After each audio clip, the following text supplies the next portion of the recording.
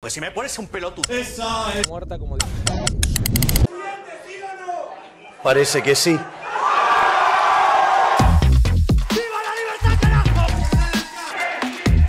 Em 18 de novembro de 2023, em uma das eleições mais polarizadas do país, Javier Milei ganhou a eleição presidencial argentina com 56% dos votos. Comienza la reconstrucción de Argentina.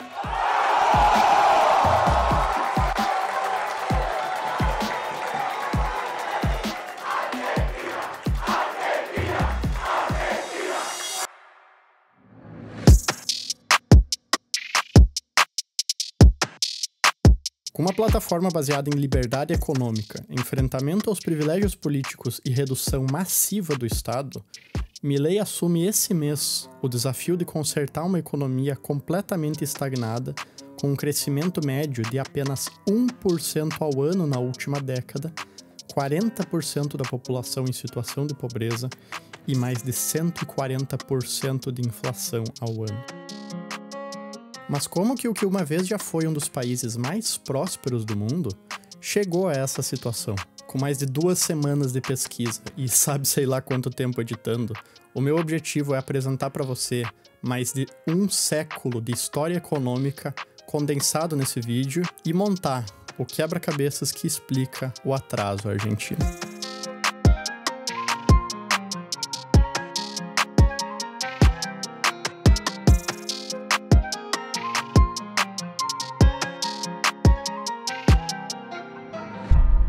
Existe um velho dizer na economia de que há apenas 4 tipos de economias no mundo: avançadas, em desenvolvimento, Japão e Argentina. O Japão é um dos mais notórios exemplos de um país que saiu de um estado de miséria e atraso tecnológico depois da sua derrota na Segunda Guerra Mundial para se tornar um dos países mais produtivos e tecnologicamente avançados no mundo. Enquanto que a Argentina... bom, a Argentina é o contrário. Olhando para o estado da Argentina nos últimos anos, é quase impossível de dizer que há mais de um século atrás o país era um dos mais produtivos e ricos, não só da América Latina, mas também do mundo, com níveis de renda superando a maioria dos países europeus e se comparando até mesmo aos Estados Unidos, que era o país mais rico da época. No papel, a Argentina tinha tudo para dar certo. Com uma ampla extensão de terras férteis e clima temperado, o país teve um boom econômico que durou desde 1870 até 1930, consolidando o seu lugar naquela época como uma potência mundial exportadora de produtos agrícolas. Isso atraiu extensos investimentos, principalmente da Inglaterra, que foram utilizados para construir docas e ferrovias para ajudar a escoar a produção de grãos e alimentos. Nesse período, a população argentina mais do que quadruplicou. As áreas cultivadas de trigo, milho e linhaça saltaram de 86 mil hectares para mais de 16 milhões e a economia cresceu a uma taxa média anual de 5,2% ao ano, quase o dobro do Brasil e maior do que qualquer outro país da América Latina. Esse estudo de 2018 que analisa o período identifica que a razão principal que sustentou esse crescimento foi a exportação de uma cesta ampla e diversa de produtos agrícolas,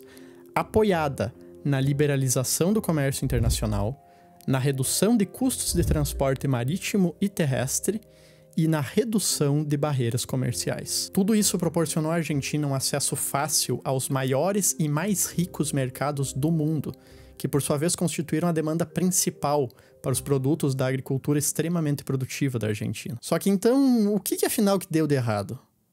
Bom, para começar, o mundo se fechou.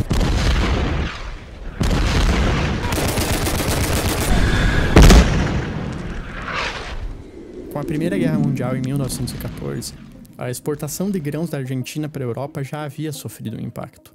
Não só porque a demanda tinha encolhido por conta da guerra, mas também porque o mundo ficava cada vez mais receoso e os países começaram a erguer barreiras ao comércio para tentar se proteger da instabilidade internacional. 15 anos depois, a crise de 1929 abalou o sistema financeiro mundial e restringiu ainda mais o comércio, num ponto em que todo o progresso em abertura comercial feito nos anos anteriores foi praticamente apagado. Sem acesso ao mundo globalizado, integrado e livre que havia sustentado o crescimento econômico argentino de 1870 até 1929, a economia foi sufocada, com o volume de comércio exterior caindo mais de 60% nos 3 anos seguintes. O presidente foi deposto num golpe militar e, com a inviabilidade do modelo agroexportador, houve um êxodo rural massivo de trabalhadores do campo que se aglomerariam nos arredores de Buenos Aires e formariam o chão de fábrica da classe trabalhadora argentina. Essa grande parte desprivilegiada e politicamente ignorada da sociedade argentina iria eventualmente achar o seu representante em uma pessoa: Juan Domingo Perón. O legado político de Perón foi talvez o fator que mais influenciou a política argentina em toda a sua história, e é também a primeira peça do nosso quebra-cabeças que explica o atraso argentino. Perón era um militar que havia atuado para derrubar o governo argentino altamente impopular em 1943. Ele se inspirou posteriormente no populismo de Mussolini para criar uma plataforma nacionalista sustentada na defesa da classe trabalhadora e no movimento trabalhista. Ele angariou o apoio da classe trabalhadora com medidas sociais amplas, criando a semana de trabalho de 8 horas, férias e licenças médicas para uma fatia ampla da população que se via carente de representantes até ele surgir. Tudo isso tornou Perón extremamente popular, mas também tornou uma parcela gigante da sociedade argentina dependente das políticas econômicas do seu governo, uma mistura de protecionismo com populismo fiscal financiado através de inflação. Dentre as medidas protecionistas foram introduzidas barreiras comerciais, com as tarifas médias de importação saltando de 5% para 30% em 1935. E todo o comércio exterior foi centralizado no IAP, com o governo controlando a compra dos grãos dos produtores e a venda para outros países. A PBS descreve as medidas introduzidas por Perón nessa época como um sistema quase completo de proteção contra importações, o que pode ser visto pela queda dramática no volume de comércio, de uma média de 80% do PIB antes da crise de 29 para menos de 20% em 1952. A indústria argentina se desenvolveu nesse período e os salários aumentaram em 53% entre 46 e 49. Só que chegando o momento de desmontar essas barreiras e deixar a indústria argentina andar com as próprias pernas, isso nunca aconteceu.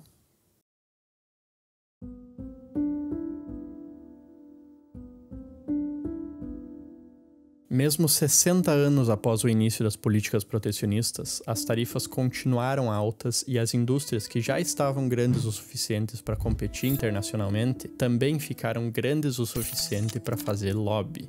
Assim, elas barraram a abertura comercial em benefício próprio, porém ao custo da produtividade da economia argentina. Nesse artigo de 2014, que identifica as causas do atraso argentino, o autor identifica que as políticas protecionistas podem ter tido um impacto negativo de até 25% na renda média da população no longo prazo, devido em grande parte ao custo proibitivo de bens de capital produzidos externamente e do custo adicional de bens intermediários utilizados como insumos na produção. E a outra consequência que o protecionismo teve foi sufocar justamente o que ainda é o setor mais produtivo da economia argentina: o agronegócio.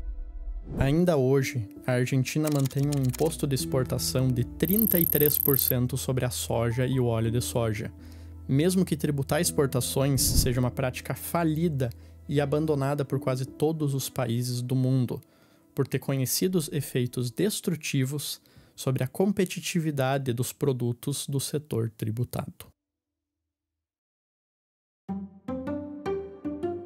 O outro legado que a Argentina tem hoje dos governos peronistas é uma participação gigante do Estado na economia. Atualmente, os gastos públicos representam mais de 37% do PIB da Argentina, e 1/3 da população empregada trabalha diretamente para o governo. Por si só, isso não é necessariamente um problema.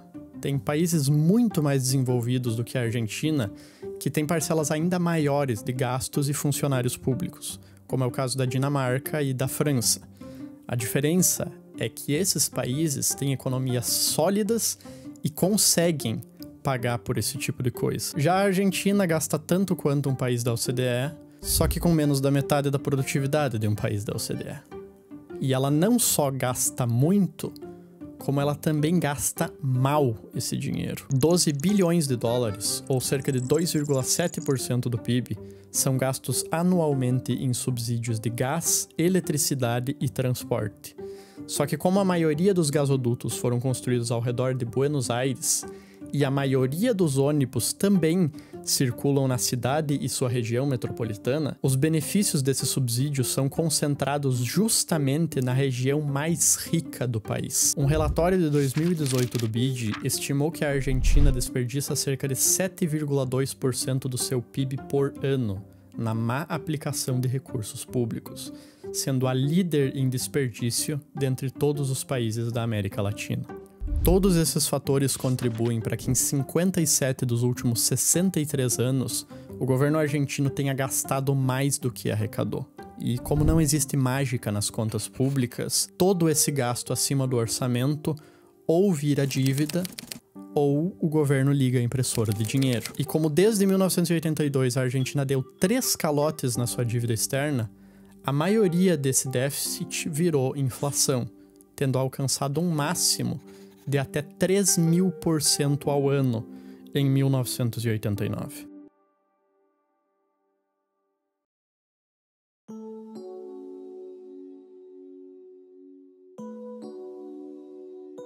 E a penúltima peça do nosso quebra-cabeças é instabilidade.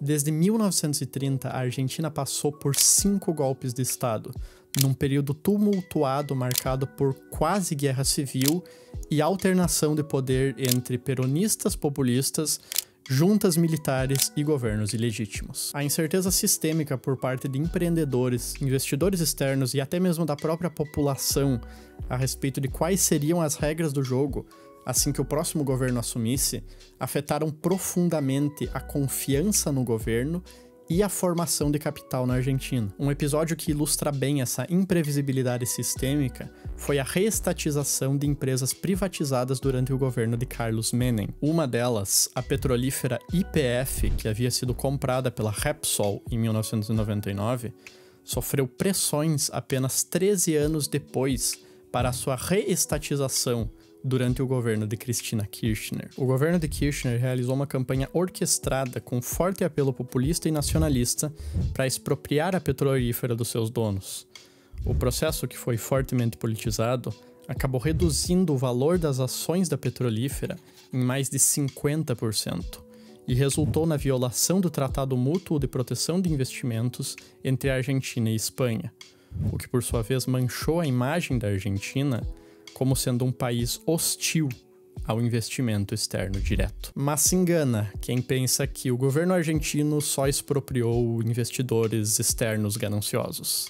Na verdade, o governo argentino também já expropriou até mesmo a própria população. Em 2002, durante a crise bancária argentina, causada, dentre muitos fatores, pela escassez de reservas internacionais, o presidente Eduardo Duhalde sancionou a conversão forçada de contas bancárias em dólar, que eram bem populares na época, para pesos. Um movimento que resultou no confisco de 65% das economias de quem tinha seu dinheiro guardado em dólares. Para exemplificar, se você fosse um argentino na época e tivesse 10 mil dólares guardados na conta do banco, no outro dia você ia ter somente 10 mil pesos, que convenientemente valiam 4 vezes menos. Não surpreendentemente, o saldo desses episódios é a completa quebra de confiança, tanto da população quanto de investidores, no governo argentino. Afinal de contas, para que poupar? Assumir riscos, abrir um negócio e investir na Argentina, se o governo pode, com uma canetada, simplesmente expropriar todas as suas economias ou roubar o seu negócio. Esses eventos extraordinários que destroem o retorno ao investimento e eliminam riqueza acontecem com tanta frequência na Argentina que é estimado, naquele último estudo que a gente viu, que eles sejam responsáveis por outra redução de até 25% na renda média dos argentinos.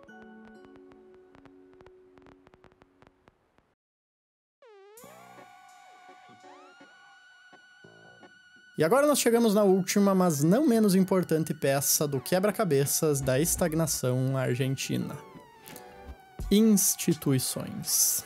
De acordo com o economista Daron Acemoglu, há 2 tipos de instituições que um país pode adotar. Instituições inclusivas, que permitem a participação da maior fatia possível da população nas decisões políticas e nos ganhos econômicos num país, ou instituições extrativas, que extraem recursos de uma fatia grande da população em benefício de uma elite privilegiada. Ou seja, instituições extrativas fazem uso do poder político para ampliar e concentrar benefícios nas mãos daqueles que já têm. Não surpreendentemente, as instituições argentinas se encaixam nesse último caso. Isso porque talvez a política mais uniforme, aplicada sem exceção por todos os governos, independente de orientação política na Argentina, seja a corrupção. Começando por quem começou a nossa história, Juan Perón, durante o seu governo, fez campanha para impeachment de 4 dos 5 ministros do Supremo da Argentina, por considerar que eles atrapalhavam a sua capacidade de governar. O Perón conseguiu remover eles com o apoio do Senado e colocou no seu lugar 4 juízes leais a ele, que ajudaram depois a Perón conseguir prender o líder da oposição, Ricardo Balbín, e também a fechar as portas de mais de 110 jornais que durante qualquer momento publicaram notícias desfavoráveis ao governo. A tradição de mexer na Suprema Corte se manteve por anos, até mesmo depois da redemocratização, com o presidente Carlos Menem, em 1990, expandindo o tamanho da Suprema Corte de 5 para 9 juízes, com os 4 que ele colocou, o ajudando a reescrever a Constituição e concorrer a um segundo turno. Só um pouquinho. Vocês estão sentindo esse cheiro? Me cheira a enriquecimento duvidoso. Cristina Kirchner e Nestor Kirchner, quando começaram a sua carreira política em 2003, tinham um patrimônio estimado na casa dos 1,4 milhão de dólares. Apenas 7 anos depois, em 2010, o patrimônio acumulado dos dois saltou para 14,1 milhão de dólares. Jeito efetivo de ficar rico, né? Só que mesmo quando a oposição assumiu o poder, os resultados não eram muito melhores. José Martínez de Hoz, ministro da Economia durante os últimos anos da ditadura militar na Argentina e responsável por um dos programas mais ambiciosos de liberalização econômica, usou dos seus poderes para eliminar o imposto sobre heranças, livrando ele de ter que pagar milhões de dólares em impostos sobre terras e investimentos que ele herdou do seu pai. E quando várias indústrias começaram a quebrar devido à sobrevalorização do peso durante o seu mandato, Martínez ordenou o Estado argentino a absorver a dívida de empresas para as quais ele fazia lobby, como foi o caso da siderúrgica Ascinder e a Companhia Ítalo-Argentina de Eletricidade, totalizando mais de 1 bilhão de dólares em dívidas. Mais recentemente, Macri, durante o seu governo, perdoou uma dívida de 296 milhões de dólares da sua empresa familiar Socma, que administrava os Correios, fazendo com que ele tenha que pagar agora menos de 2% do valor total devido. E para finalizar, o último presidente, Alberto Fernandes, fez confraternizações familiares durante a pandemia, mesmo ele tendo proibido esse tipo de reunião para todo o resto da população, enquanto que o seu ministro da Saúde foi exonerado por ter usado a sua influência para que aliados políticos pudessem pular a fila das vacinas, mesmo com o país sofrendo de uma escassez de vacinas.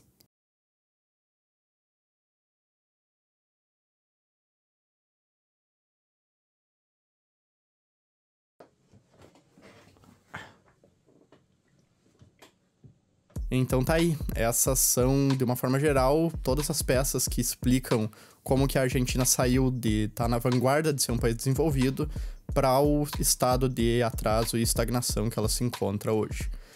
Fazer esse vídeo deu muito trabalho de pesquisa, roteiro e edição, então se você puder se inscrever e deixar um like, e se possível compartilhar esse vídeo caso você gostou para alguém que você acha que se interessaria, eu ficaria muito, muito contente. Dentre as considerações finais, eu acho que é importante enfatizar que, por mais que seja tentador pensar que todos os problemas argentinos hoje decorrem de políticas ideológicas, em grande parte operadas pelos peronistas, uma simples mudança nas políticas não é o que vai ser o suficiente para alterar a trajetória de desenvolvimento da Argentina. Isso porque o Estado argentino e as instituições argentinas concentram muito poder e, como vocês puderam perceber nessa última peça que eu apresentei para vocês, governos de ambos os lados usaram e abusaram do poder econômico para colocar em prática políticas corruptas que beneficiaram a eles e aos seus amigos, independente de ideologia. Os peronistas só tiveram mais destaque nisso, por assim dizer, porque eles passaram mais tempo no poder, mas nada garante que o outro lado não faria a mesma coisa, e na verdade realmente fez quando teve a oportunidade. Economicamente falando, o problema da Argentina principal hoje é a má administração do setor público e o desequilíbrio fiscal constante gerado pela necessidade de financiar esse aparato estatal gigantesco, programas sociais ineficientes, subsídios mal aplicados e privilégios do setor público com um dinheiro que o Estado não tem. E como ele não tem, ele acaba imprimindo, e isso leva ao problema de inflação, que é crônico na Argentina, que nunca foi resolvido como aqui no Brasil. O problema é que, para consertar uma coisa assim, é muito difícil. A Argentina vai ficar muito mal ainda antes de ficar boa. O que eu gosto de comparar a situação da Argentina agora é como se fosse um dependente químico nos seus estágios finais, que está altamente viciado em gastos e dinheiro público abundante, que tá fazendo mal para ele. Se tu tirar a droga do dependente químico, vai ser horrível para ele, vai ser horroroso, ele vai entrar em abstinência, o corpo dele precisa daquilo. Assim como o Estado e a população argentina precisam desse dinheiro, por mais que isso seja o que mais tá fazendo mal para eles.